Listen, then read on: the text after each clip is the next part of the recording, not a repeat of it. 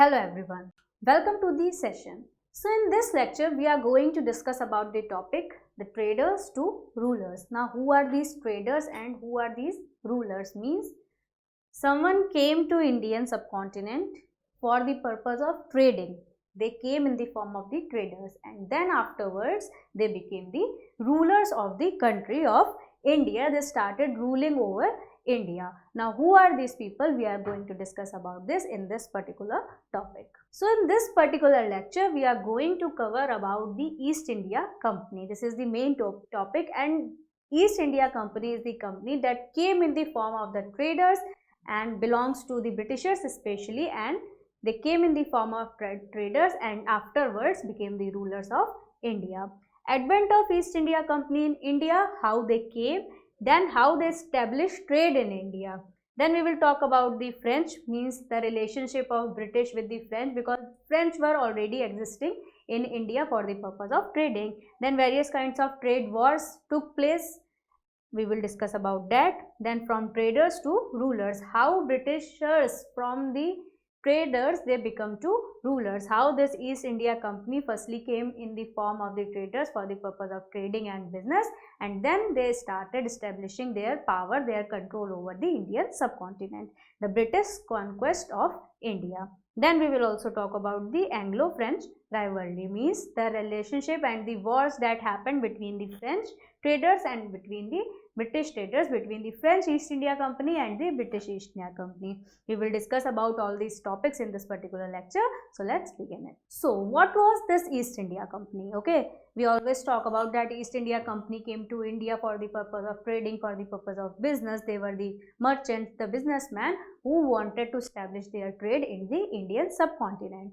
So what is this East India Company? Is it the company in the that the companies that are existing in today's time, somewhat related to them or somewhat similar to them, like Google, Facebook? These are all the companies that are leading the world today. But in that time, East India Company was such a big company that all these companies which today we consider to be the greatest company are nothing in front of East India Company of that time. So what is it actually?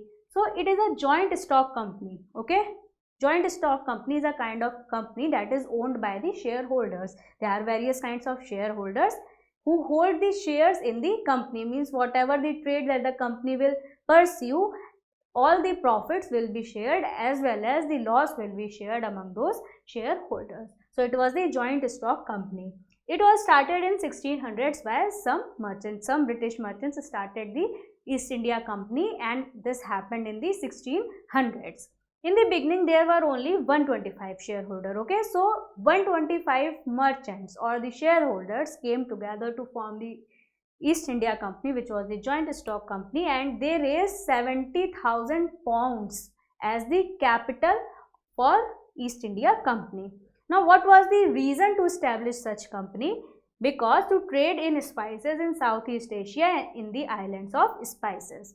Now in the Southeast Asia, like Indonesia, Malaysia, Thailand, these were the islands of spices. Spices grow in a very large quantity in these islands. So in order to trade with the spices, this company was mainly established to make the business in the field of spices. Then in 1601, it established its first two factories in Indonesia. So when they moved from Great Britain in order to make their trade, in order to expand their trade, in 1601, first of all, they went to the country of Indonesia. They went to the country of Indonesia where they established their two factories there. Okay, where already Spanish, Portuguese and Dutch companies were trading. So in Indonesia already various traders were there, like the Spanish, Portuguese and Dutch. They were already trading in the Indonesian boundaries, and then the East India Company also went there. So due to more money and power, the existing ones became dominant in that area. Because these companies were having more power, more money, so they were the dominant companies there. They have become the dominant in the area, in the region of Indonesia. So when the East India Company and the British East India Company moved towards the Indonesia in order to establish their factories, various kinds of conflicts started arising between them, like between the Spanish, Portuguese and Dutch. Now the British has also arrived there, so conflicts started to arose there. So to avoid the conflict with the other companies in Indonesia, they turned towards the Indian subcontinent. So from here the British East India Company had decided to move towards the Indian subcontinent in order to avoid these conflicts that could happen in Indonesia. So in 1608 they reached India in the Surat district of Gujarat. So they sailed their ship towards Gujarat, and in 1608 they reached this today's city of Surat. Okay. At that time the Mughals were ruling over India with the army of 4 million armed soldiers. So 1600s were the time when the Mughals were in India, and specifically when all these things were happening, Jahangir was the ruler among the Mughal kingdom during these times, when the Britishers when the East India Company for the first time came to India. So, and also Mughals were such a powerful ruler that time that they have 4 million armed soldiers. The army of 4 million armed soldiers were there of Mughals. So when the East India Company came to India, they tried to make friendly relations with the Mughals in order to pursue their trade. Okay, they wanted to pursue their trade, they wanted to settle their industries, their factories there. So they tried to make friendly relations with the Mughals so they get the permission to set up their trade, their factories there. So Captain William Hawkins is the person who sailed the ship from Indonesia to India, from British to Indonesia, then to India. So Captain William Hawkins traveled to Agra. So they came to Surat in Gujarat, and then Captain William Hawkins traveled till Agra, because at that time Agra was the capital of the Mughal Empire, and because they can meet the emperor, that is Jahangir, over there only. To meet the Mughal emperor Jahangir to set up their factories for the purpose of trading. So in order to set up their factories there, in order to pursue their trade, to get the permission from the emperor, they went directly to Agra, Captain William Hawkins, and he there met the emperor of India, of the Mughal Empire, that is Jahangir. But when they met, Jahangir refuses the East India Company to set up their factories to pursue their trade in the Indian subcontinent, because at that time the Portuguese were already trading in Surat. Okay, so they came, the British East India Company came to Surat, Gujarat, where the Portuguese were already trading, and because Jahangir was having a good relations with the Portuguese, he refuses the British East India Company to establish their factories in the city of Surat, Gujarat.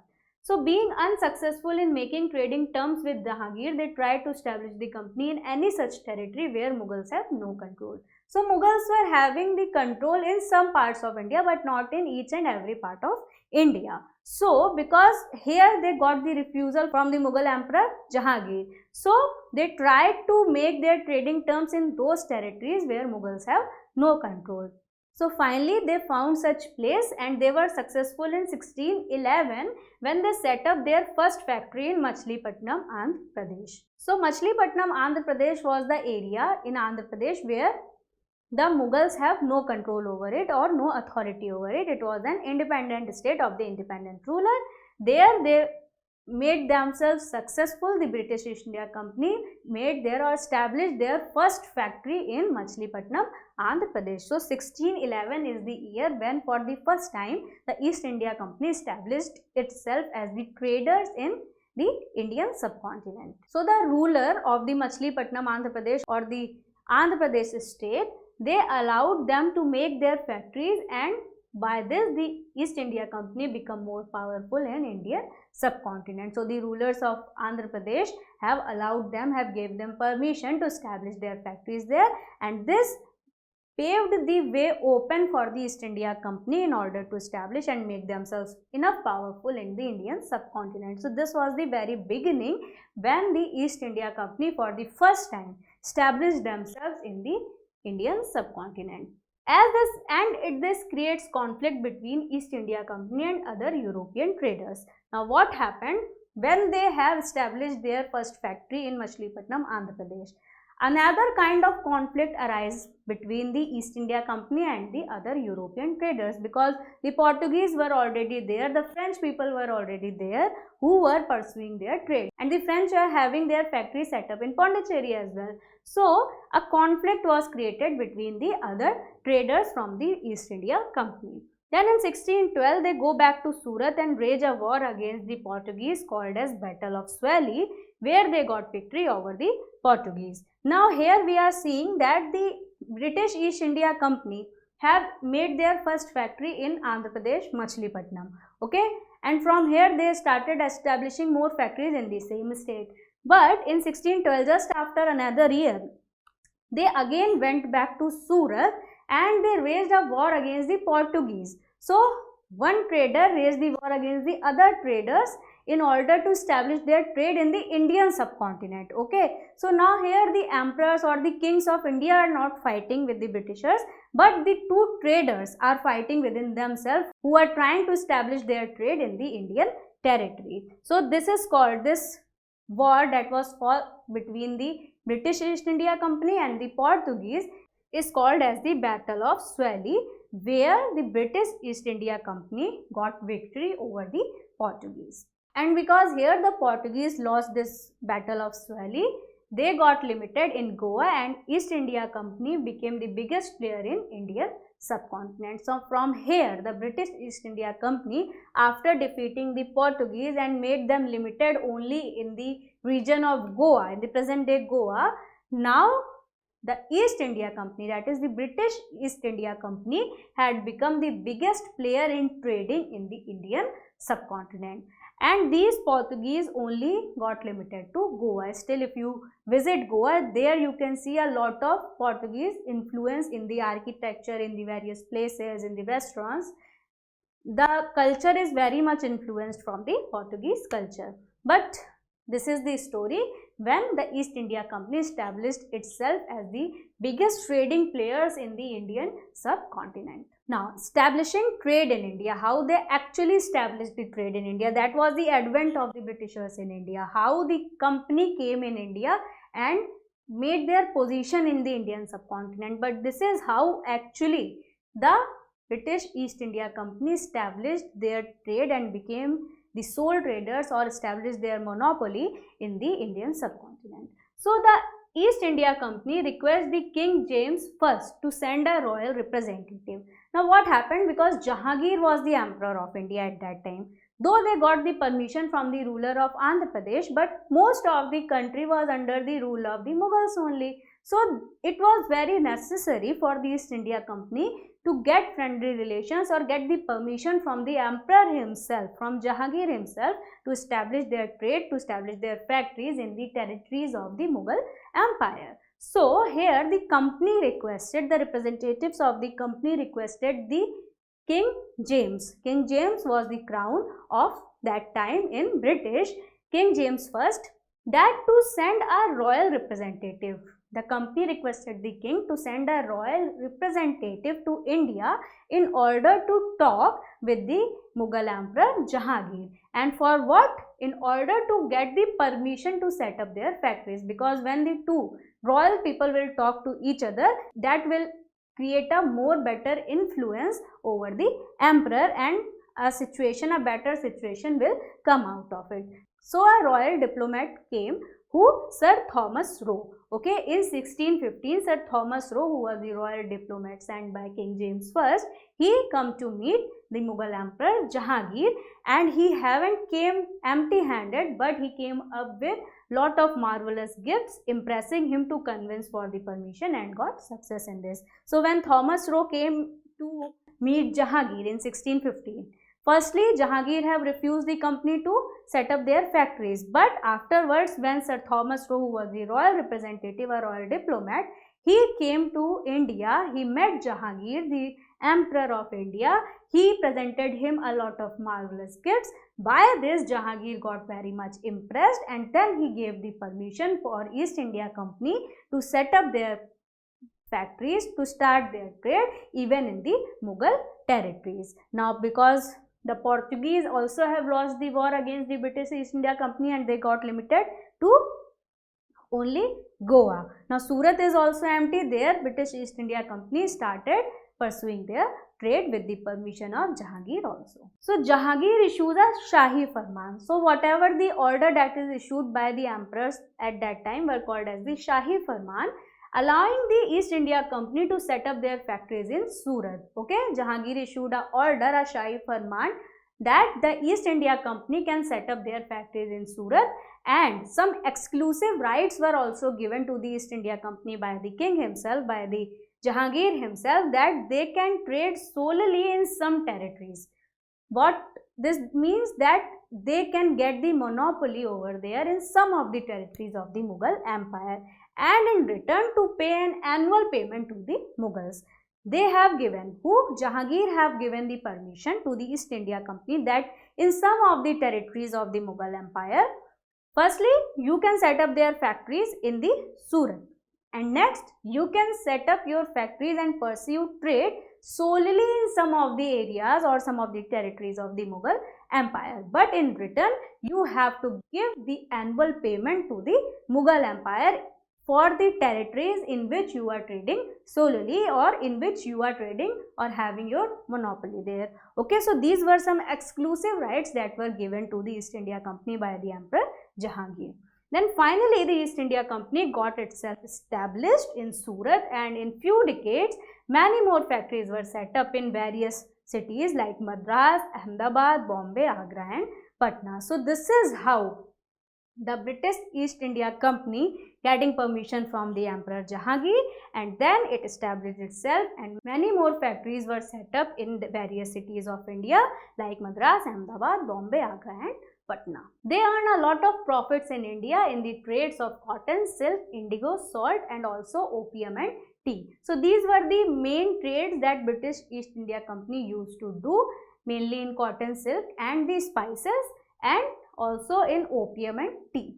Then in 1639, now another set of event happened after few years, that in 1639 the British obtained a piece of land from the Raja of Chandragiri and founded the city of Madras. So a piece of land was obtained from the Raja of Chandragiri that time, and then the Britishers founded the city of Madras, that is present day called as Chennai, and it is in Tamil Nadu, which became their base on the east coast of India. By 17th century, the East India Company exercised full control over Madras. So in the east coast, that became the very biggest coast for the East India Company, and the coast was established, the port was established in Madras. By 17th century, it had exercised its full control over the region of Madras. Then in 1668, the company also acquired the island of Bombay. Okay, so that time also Britishers or the East India Company had acquired this island of Bombay from King Charles. Now how they have got this island? Who received it from the Portuguese as a part of his dowry? So in the dowry, the company got this island of Bombay, that is called as Bombay, in dowry by the Portuguese. Then in 1651, the first English factory in Bengal was set up. So now they are also covering the part of Bengal also. Firstly in Surat, then they covered Machilipatnam, Andhra Pradesh, then they have founded the city of Madras. There they have established their factories and made the eastern coast, and now they have moved towards the Bengal also, and their first factory was set up in 1651 in the region of Bengal. Then in 1698, the company acquired 3 villages in Bengal to form the city of Calcutta and built the Fort William. Okay, so at that time these cities were not called in the same way as the Britishers have named them. So Madras was not called as Madras that time till the Britishers have founded it and named it as the city of Madras. Before it, it was called as Chandragiri, okay, because they got that place from Raja of Chandragiri, and then they founded the city of Madras. Then in 1698, they acquired 3 villages of Bengal and they made or combined them together to form a whole city called as Calcutta, came to be known as the Calcutta city. There they built their first fort as the Fort William. So this was all about the advent of the Britishers in India and how they established their trade and become the single player in trading in the Indian subcontinent. Now let's discuss about the French. There was already French East India Company who was trading in Indian subcontinent. So the last European power to enter India was the French. Okay, they formed their trading company in 1664. So not only the Britishers were there who came to India to pursue trade, but also the French also came to India to pursue trade, that is the French East India Company, and they came in India and formed a trading company in 1664, much after the Britishers came to India. The first French factory came up at Surat and they founded Pondicherry in 1674. So the French have founded the city of Pondicherry in the southern part of the India, which became their capital also. So they started doing trade in the Indian subcontinent and made Pondicherry as their capital for trading. They also set up their first factory in Surat only. Now the trade wars. Why these trade wars started happening between different traders, and who were these traders? Firstly, the Britishers have fought with the Portuguese and that called as the Battle of Swally. Then they also engaged themselves in the war with the French also, because both were now trading in the Indian subcontinent. So all the European trading companies were interested in buying the things which were in great demand in Europe. Okay, so the desire to secure markets led to fierce battle. Now everyone wanted to establish trade in India because here they can find the biggest market and also the cheap laborers. Okay, they can find the cheap laborers for their factories. So everyone wanted to establish their market, establish their factories, their trade in the Indian territory, and this led to the fierce battle amongst the European traders only. That came to be known as the trade wars between these European companies. Their effort also resulted in conflicts with local rulers as well. Okay, so when they came to India, they also got in conflicts, in disputes with the local rulers of India. Not only the companies are fighting with each other, that is the Britishers are fighting with the French, with the Portuguese, and they were also got in conflict with the local rulers as well. The company found difficult to separate trade from politics now, because now they are engaged in the conflict with local rulers. These are the rulers, these are the kings who are ruling over the territories of India. So now they wanted to separate their trade from the politics, and they find it very difficult to separate this trade from politics because now the local rulers are involved in it. So the Portuguese and the Dutch were ousted and the British and the French became dominant there. So now the Portuguese, Dutch were already there who were making their trade in the Indian subcontinent. But what happened when the Battle of Swally was fought? The Portuguese got firstly ousted by the Britishers, and then the Dutch were also got ousted by the British, and finally the British and the French became the dominant traders in the Indian subcontinent. The Britishers were ruling from Bengal, Madras, and the French were ruling from the Pondicherry. They made their capital Pondicherry. Now how these traders became rulers and how the British conquest over India. So initially the English East India Company only wanted privileges and trade concessions. Okay, they came for the purpose of trading only. They wanted to establish their factories, they wanted to earn profits and go back to their country. Then they soon realized the need for establishing their dominance by occupying territories also. When they came to India, when they started trading in India, they saw an opportunity because there was so much diversity in India. The culture was very much diversified in India. So they saw an opportunity here and they realized that there is a need to establish our dominance, to make our colonies in the Indian subcontinent also. But there was already a French trading company ruling in India. So the Britishers here wanted to establish their monopoly over the whole Indian continent for the purpose of trading. They wanted all the other traders to be ousted from the boundaries of India. So comes the Anglo-French rivalry here, because the French were also the dominant traders in Indian subcontinent. So clash of trade interest between Britain and France led to a series of wars known as the Carnatic Wars. Okay, because they were held in the region of Karnataka, so that is why they called as the Carnatic Wars.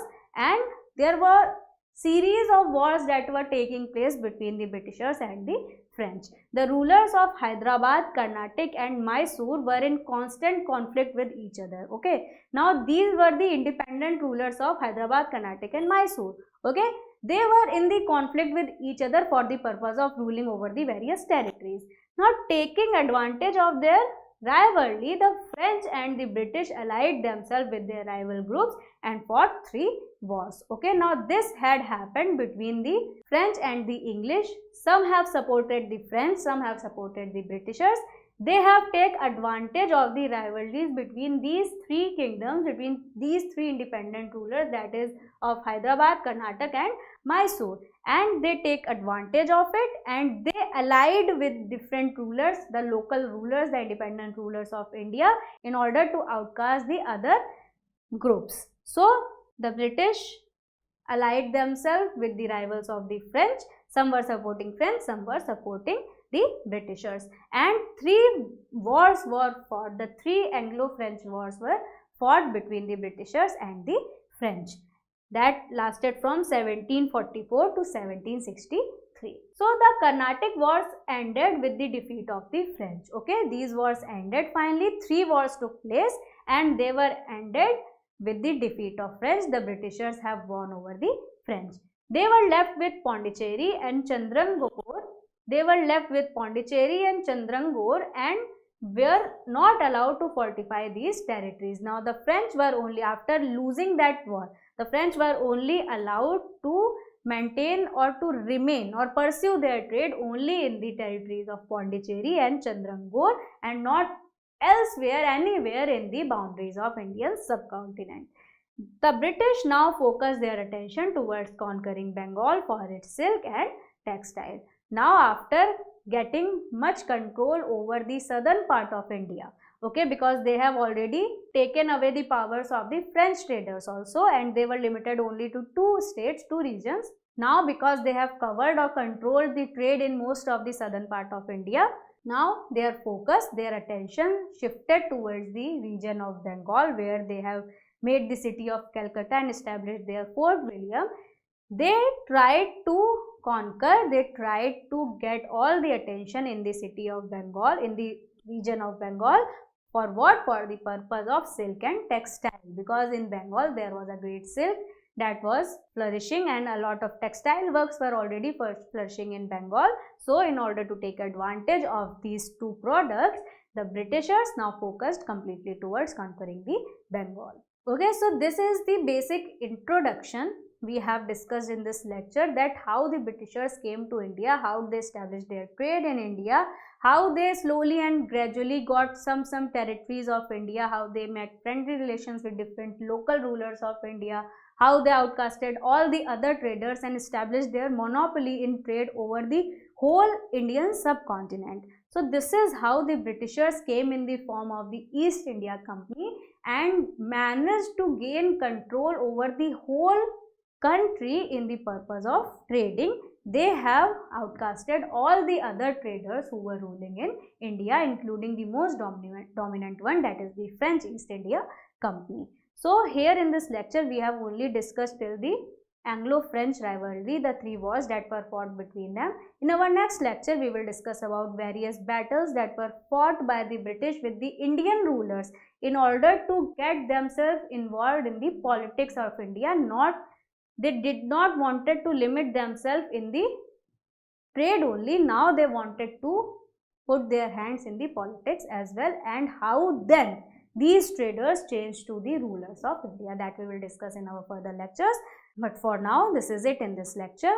Thank you so much for your patience listening. Take care and bye-bye.